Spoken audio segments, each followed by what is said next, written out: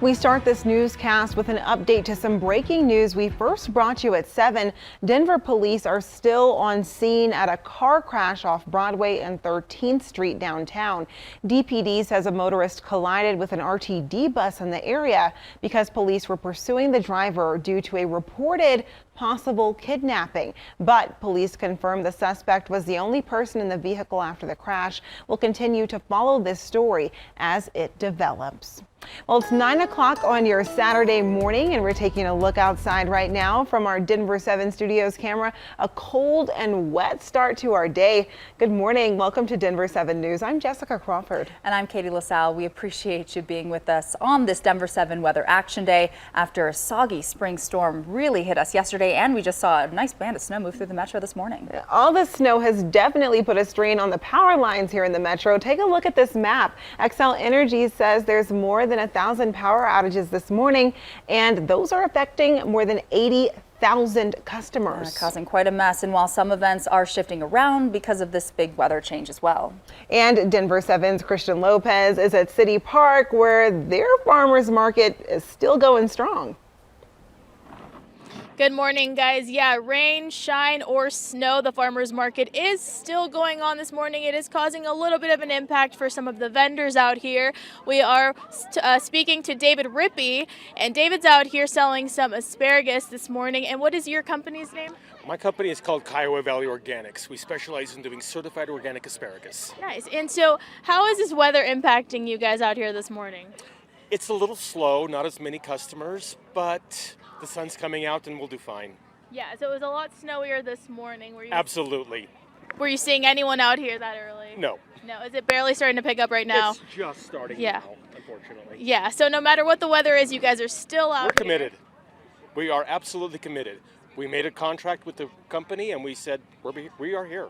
Are you concerned at all for the impacts it'll maybe cause for the rest of the farmers market today? I hope not, but I'm sure that the people will see the sun's breaking out, and it's May in Colorado. What do we expect? And how long have you been coming to this farmers market? This is my first year, but it's been a very good market, and the management is wonderful to work with. And what are you looking forward to for the rest of the season? Warm weather, maybe some more rain. Nice. Awesome. Well, thank you so much. And so how long will you be out here today? We are here till 8. We start at 8, we go till 1 o'clock. Awesome, cool. If you want to come out here, they're going to be out here until 1 o'clock. We're going to send it back to you guys in the studio and keep talking to some of the vendors that are out here. Well, I guess when they say rain or shine, they mean it, Christian. Thank you. Well, fallen tree limbs can be dangerous for those who are getting out and about today. If you notice trees around your home looking a little droopy from the snow, use a broom to gently brush or shake that snow off. Do that in an upward motion to prevent damage, and be careful where you stand so you don't get covered in snow. If your branches are covered in ice, you'll have to wait for that to melt. If a branch or tree falls, check with your city for its removal policy. In Denver, you can call 311, but the city will charge residents for removal. In many cities, property owners are responsible for the trees on their property and the adjacent right-of-way. So Katie, when can we expect for spring to look and feel like spring? We'll have to wait a little while, Jessica. This storm is still impacting a big portion of the state. Just in the last hour, we picked up snow across the metro in City Park right now. We're starting to see a little break in the cloud coverage, but continued showers likely, especially south as we go through the next several hours. Right now, it's only 35 degrees, wind sustained from the northeast at 3 miles per hour, but definitely with that heavy, wet snow, as we've seen last night and this morning, you may want to shake those tree branches, as Jessica was mentioning. It's really caused an issue for many customers across the metro in terms of power outages. Temperatures are still at freezing. Centennial, Littleton, up through Broomfield, Golden only at 25 right now. And with these freezing conditions, sensitive crops, plants, farmers impacted as well over the eastern plains and here in town. Up into the mountains, continuing snow shower activity expected. It'll be lighter as we get into this afternoon, but right around noon we'll be under a mostly cloudy sky. Still the chance for some light snow out through Aurora, Parker. It'll be that rain-snow mix, and fortunately with the pavement being so warm, mainly just wet roadways across town. But I did do the drive to and from the mountains over the past several days, and late last night it definitely closed portions of Vail Pass, so be careful over higher terrain with those slick conditions expected. Colorado has some somewhat new traction laws. When the traction law is in effect, motorists need to have a four-wheel drive, an all-wheel drive vehicle, or snow tires. They may also have tires with the snow and mud designation. If CDOT or State Patrol announces the passenger vehicle chain law is in effect, that means every vehicle on the road must have chains or another traction device like an auto sock. CDOT says it will only put the passenger chain law into effect as a final safety measure before the highways close down. Checking conditions now at Denver International Airport. 86 flights have been delayed this morning so far, along with 49 canceled flights. And if you are headed that way this morning, just be sure to check your flight status before you go.